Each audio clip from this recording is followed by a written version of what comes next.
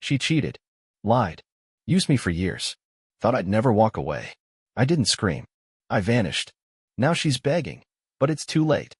Last night, my wife threw a gas station sandwich in the trash and called me an idiot. That's not even the worst part. She did it after I drained my emergency fund to pay rent for the second time this year because she forgot to transfer her share again. And I didn't even get a thank you.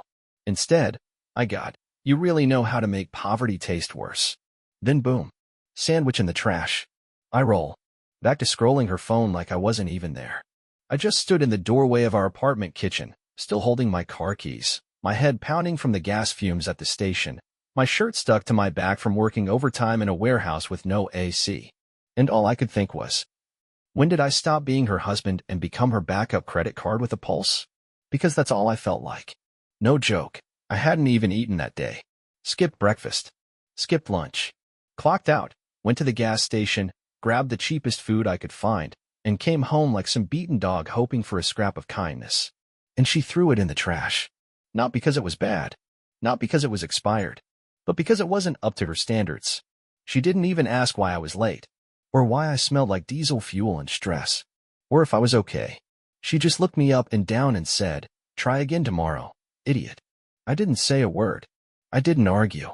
I didn't cry. I didn't yell. I just stared at that sandwich in the trash like it was the last shred of my dignity. And maybe it was.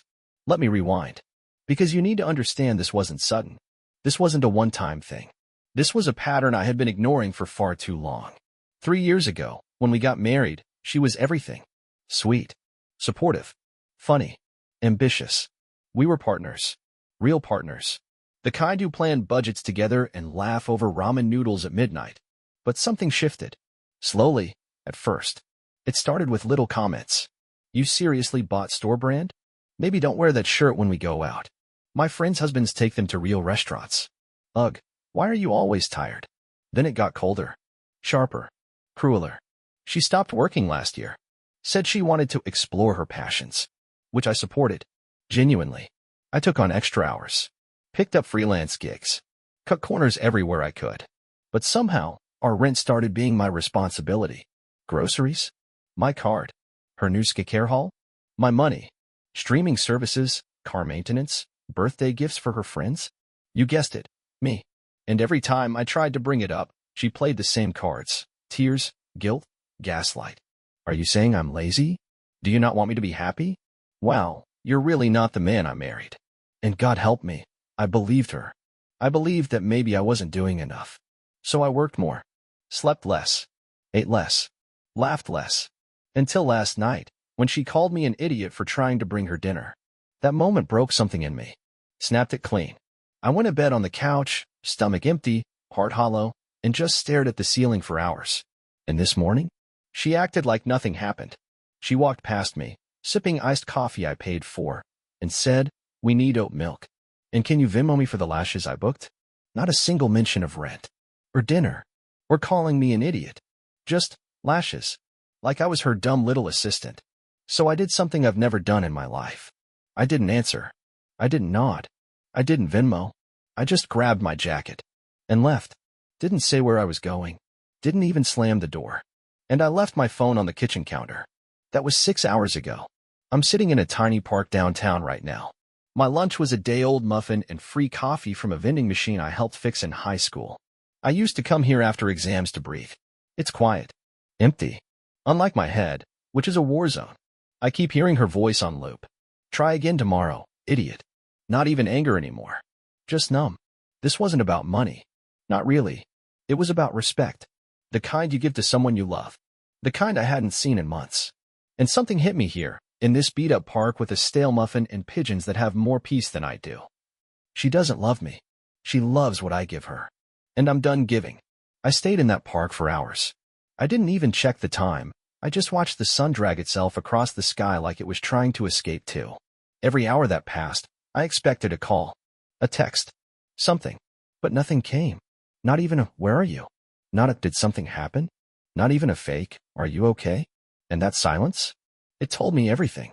Because if I disappeared and she didn't even flinch, then I wasn't a husband. I was just a provider.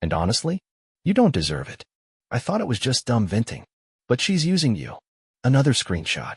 This time, my wedding photo, posted by my wife in that group chat with the caption. This was the moment I knew I married down. But hey, man's consistent with that direct deposit. And that's when something in me snapped. Not anger. Not heartbreak. Clarity. Cold. Clean. Focused. She never loved me. She chose me because I was easy to manipulate. Because I was the guy who said yes. Who'd never question her. Who'd always pick up the bill. Who'd feel guilty for not doing enough. And she paraded it. She made entertainment out of it. And suddenly, I wasn't thinking about sandwiches or blocked calls anymore. I was thinking about everything. The mysterious errands. The brand new phone she bought for business. That one weekend she said she was with her mom, but came home sunburnt with a room key still in her purse. How many people had known? How many people had laughed behind my back? I messaged Ashley again. Why now? She sent one more thing. A voice memo. I put in my earbuds and hit play. It was my wife. Laughing. I told him I wanted to try for a baby. Just to keep him on a leash. You should have seen his face. He looked like a puppy getting picked at the shelter. I sat there in complete silence. My body didn't move. But inside, something burned. This wasn't just betrayal. This was warfare. I looked at the couch I'd slept on. The worn blanket. The borrowed toothbrush. The $4 I had in my wallet. And I smiled. Because the moment you realize someone was never on your team, that's the moment you stop playing defense and start planning your exit. I didn't text Ashley back. I didn't scream. I didn't call. I didn't even cry. I just sat there, listening to that voice memo on repeat until the battery died. I told him I wanted to try for a baby, just to keep him on a leash. Those words didn't just hurt. They freed me. Because now, there was nothing left to hold on to. No what-ifs. No maybe she's just stressed. No, people make mistakes. This wasn't a mistake. This was a strategy. She married me because I was easy. And now, she was about to learn what happens when easy walks away without a sound. The first thing I did was borrow my friend's laptop. Logged into every shared account we had. Amazon, Uber, Netflix, our joint bank, even her iCloud. She used the same password for everything, go figure. I didn't change anything. I didn't delete anything. I just looked, and I took notes. Every order, every ride, every transaction. She'd been using my card for months after saying she was cutting back. $219 on home decor, delivered to an address I didn't recognize. Multiple Uber trips to the same location across town. Weeknights, after midnight. $560 charge at a hotel we never stayed at. All of it was mine. Every swipe, every ride, every lie. I screenshotted everything. Then I called the bank. Hi, I need to report unauthorized charges on my account. They asked for details. I gave them dates, times, amounts, descriptions, even GPS routes. I said it calmly, professionally, because the trick wasn't to sound angry. It was to sound disappointed. 10 minutes later, account, frozen, card, deactivated. All pending payments, canceled. She wouldn't notice right away. Maybe not for a few hours. But when she tried to pay for brunch with the side guy's card and it declined, she'd know. And that was only phase 1. Next stop, my job. I pulled up my vacation days. I had 5 saved up. I booked them. All of them. Effective immediately. Why?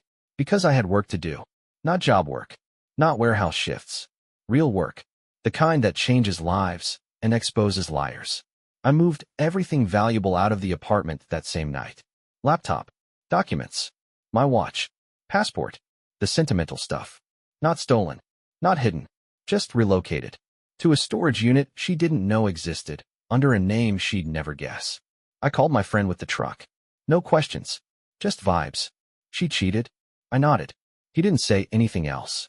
He just tightened the straps on the boxes and said, "Let's make sure she never finds a trace of you again." By midnight, I was gone. Not just physically, digitally, emotionally, legally, off the lease, off the bills, new number, new email, everything. She still hadn't noticed. Because she thought I'd be back. She thought I'd crawl home, beg for her attention, offer to talk, maybe even apologize for making her life harder. But this time, I wasn't just walking away. I was erasing myself.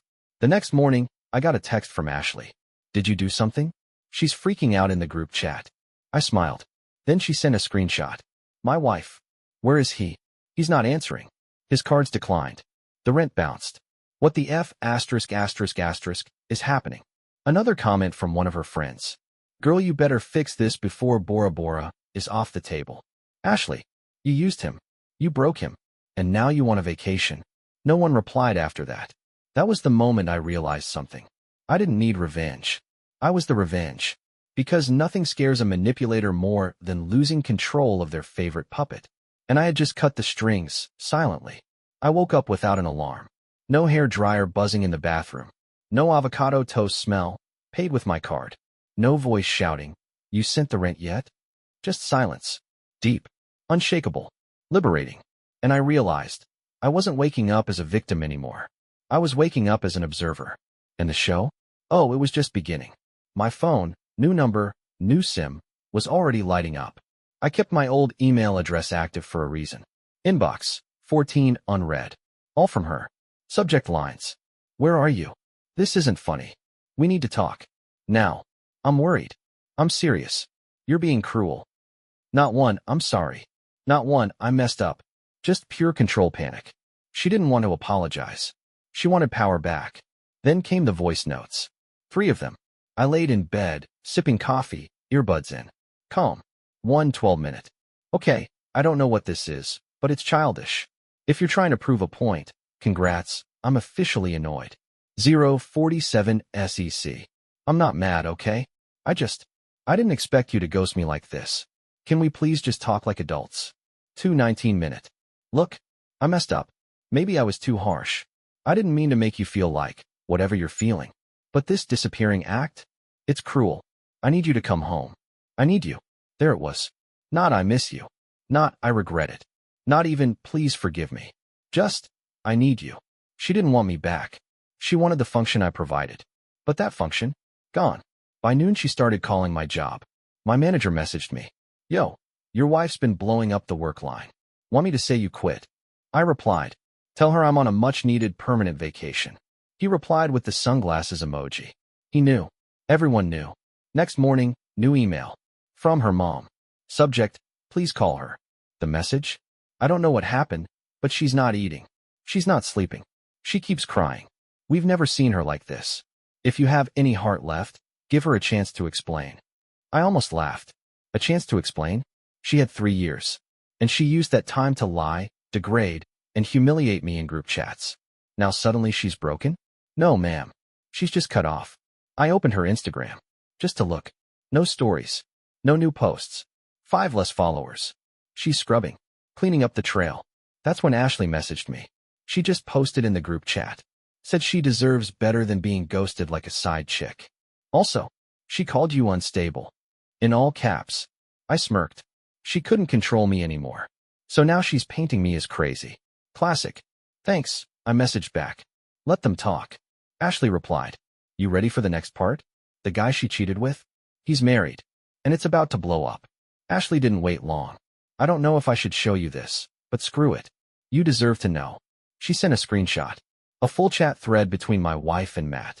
Yeah, that Matt. The guy she once swore was just a friend. The one she crashed on the couch with after her girls' night. The one I was never supposed to meet. So, when are you finally telling your wife? Soon. You know it's messy with the kids. It's been 6 months. I know. Just don't push. I don't want her to suspect anything. She already follows me. She's not stupid. Exactly. That's why you need to chill. You're not the only one with something to lose. I stared at the screen. Married. Kids. Keeping her a secret. And she still believed he'd leave his wife. Meanwhile, she was trying to trap me with a baby just in case he didn't. I wasn't her husband. I was her insurance policy. And Matt, he was never going to choose her. Ashley's next message hit like a firecracker. His wife found the messages. It's happening right now. 10 minutes later. His wife went nuclear. Kicked him out. Posted screenshots. Tagged your wife. I opened Facebook. I hadn't been on there in years. And there it was. A post by Elizabeth Harmon. To the woman who thought sleeping with my husband while mocking her own was a flex. You didn't just ruin a marriage. You clowned yourself publicly. If he cheats with you, he'll cheat on you. Enjoy the screenshots, babe. There's more. Attached, the texts. Her face. Her voice. The receipts. All of it. The comments. Exploded. Girl, what? Imagine wrecking your own marriage for this dude. She deserves everything coming. Not her being proud about it in the group chat LMAO. He still thinks I'm his. Poor thing. That line had 300 plus reactions. Ashley messaged. She deleted her IG. Send a mass apology to the girls' chat. No one answered. She's alone. Like, really alone now. And I sat in a $45 motel with cold pizza and perfect peace. No drama. No yelling. No fake tears. No rent to cover. Just freedom. It took her 4 days to show up. Not call. Not text. Physically show up. At the motel. How she found it. I'm guessing her mom. Or one of the mutuals. Maybe she checked the old GPS history on my car. I don't know. But there she was. Hair done. Makeup on. Wearing the same coat she wore on our anniversary. Like that would stir something. Like I'd forget. I didn't even move when she knocked. Just sat there. Quiet. Breathing slow. She knocked again. Harder. Then her voice, soft, shaky. Please. I just want to talk. I didn't answer. Because what do you say to someone who only wants you when you're gone? What do you say to the woman who weaponized your kindness? And then panicked when the weapon stopped working? I heard her pace outside. The door creaked a little, like she was leaning on it. Testing it. Hoping I'd cave. She tried again. You don't have to forgive me. Just hear me out. Still nothing from me. Inside, I was calm. Not cold. Just done. And done is louder than screaming. 10 minutes passed. Then the knock turned into a slam. Really? You're seriously going to do this? After everything I did for you? There it is. The switch. From victim to attacker. From begging to blaming. You think you're the only one who's hurt? I gave you years. You think you're perfect. Still silent. Because truth is, when someone shows up to apologize only after their life explodes, they're not sorry. They're scared. Finally, her voice cracked. Please don't leave me like this. I have nowhere to go. He's gone. Everyone's gone. Exactly. That's the point. She didn't come to rebuild. She came because the other doors closed. And I wasn't about to become the backup door again. Eventually, I heard her slide down the door. Sit on the floor. Crying. Sniffling. Whispering things I couldn't hear. Maybe hoping I'd feel something. But I felt clear. And for once, I didn't feel responsible for her pain. I didn't feel guilty for choosing me. I let her cry. Let her wait. Let her sit there with the reality she built. Brick by brick. Lie by lie. And when I finally heard her footsteps walk away, I exhaled. Peace. Not revenge. Just peace. Later that night, Ashley messaged me. She posted some weird quote on her story. Something about betrayal and narcissist LOL. Then deleted it 10 minutes later. Classic. Public pain. Private shame. You good? She asked. I replied with 3 words. Best I've ever been. And I meant it. 2 days after she showed up at my door, her mom called me. Not texted. Called. From a new number. I answered out of curiosity. Her voice? Sweet. Practiced. Like a phone commercial from the 90s. Hi, sweetheart. I know things got messy, but we're family. And family doesn't give up on each other. I almost laughed. Family? Where was this energy when her daughter was trashing me in group chats and calling me her direct deposit? I let her talk. She rambled about forgiveness, mistakes, how we all say things we don't mean. Then the real reason slipped out. She's worried about rent next month. Just between you and me. There it is. This wasn't an olive branch. It was a fishing rod. And I wasn't biting. Tell her to talk to Matt. Silence. Oh, you heard about that. I heard everything. Well, he's not in the picture anymore. Neither am I. And then I hung up. That same afternoon, I got a letter. Not from her. From a lawyer. Apparently, she wanted to discuss asset separation. Even though we barely owned anything jointly. She was hoping I'd panic. Maybe assume she was trying to take my savings. But here's what she didn't know. I already had a lawyer. I already filed first. I already closed the accounts, moved the assets, and protected everything. All before she even realized I was gone. So I called her lawyer. Calmly. Politely. Told him to check his files again. 30 seconds later? Oh, I see. You've already filed. Understood. Have a nice day, sir. Click. By evening, I got a text from an unknown number. It was her. I recognized the typing style. Just so you know. I'm miscarried. My heart skipped. Not because I believed it, but because I knew she was trying to trigger something. Pity. Guilt. Regret. Anything. But here's the thing. We hadn't been intimate in months. And I always used protection. Always. So either A, she was lying. B, it wasn't mine. And either way, that was the last nail. Because anyone who plays that card, that sacred, emotional, irreversible card, as a weapon, isn't broken. They're dangerous. Ashley messaged me minutes later. She told the group chat the same thing, but also posted thirst traps an hour later with the caption reborn. Make it make sense? I didn't even reply. I just muted everything. No more screenshots. No more updates. No more chaos. She wanted my attention? She lost access instead. That night, I looked in the mirror. For once, I didn't see the guy trying to fix everything. Didn't see the tired husband. Didn't see the doormat. I saw me. Clear-eyed. Quiet. Powerful. And I realized something. She had burned the bridge. I just decided to stop trying to swim back across it. A month passed. No contact. No drama. No guilt-tripping emails. Just silence. The kind of silence you only get when a storm burns itself out completely. But I still heard the thunder rolling, not in my inbox, but through other people. Ashley sent one last message. Thought you'd want to know, she moved back in with her mom. Told everyone it was for self-care. But really? She got evicted. I didn't even smile. Because this wasn't revenge anymore. It was gravity. And she was finally feeling the pull. Her Instagram? Gone. Facebook? Inactive. Mutual friends?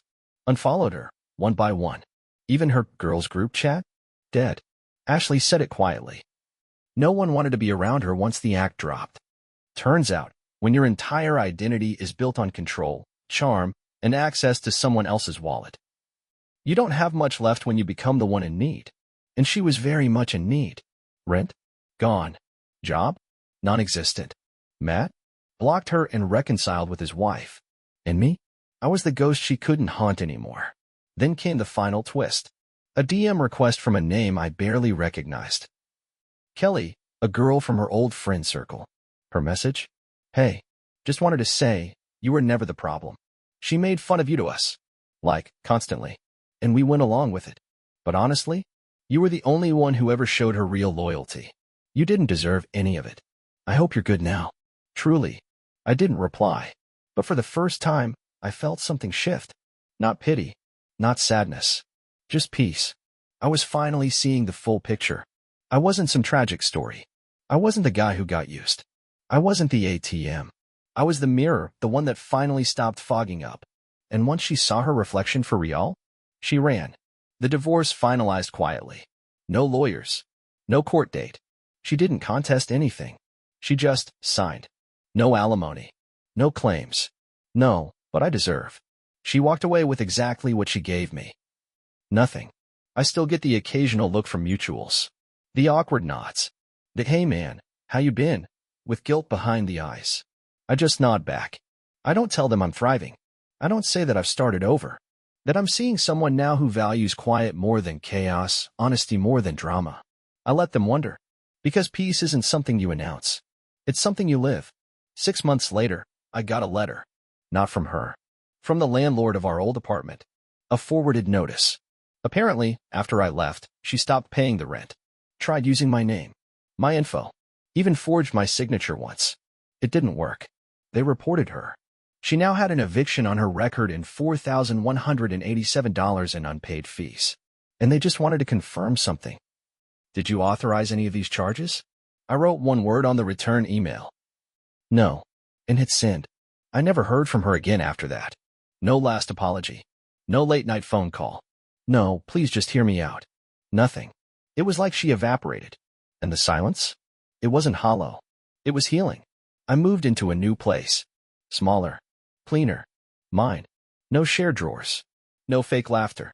No sleeping next to someone who resented me for breathing. Just space. I started reading again. Took walks without checking my phone. Started saving money for me. And every now and then, I'd think of her. Not with anger. Not even sadness. Just this detached curiosity. Like remembering a show you used to watch, before you realized it was trash. One night, I saw her at a grocery store. Hair pulled back. Sunglasses indoors. She didn't see me. She was arguing with someone on speakerphone, loud, frustrated. No, I said I don't have the money right now. Can't you just give me a break for once? I didn't linger. I just kept walking. And for the first time, seeing her didn't hurt. It didn't trigger flashbacks or chest pain.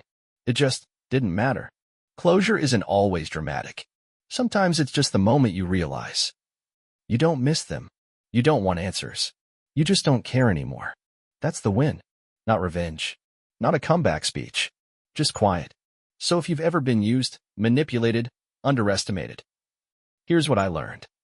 You don't have to burn their house down. Just stop building it with your time, your energy, your love. Walk away. Let them live in what's left. And you? You rebuild for you.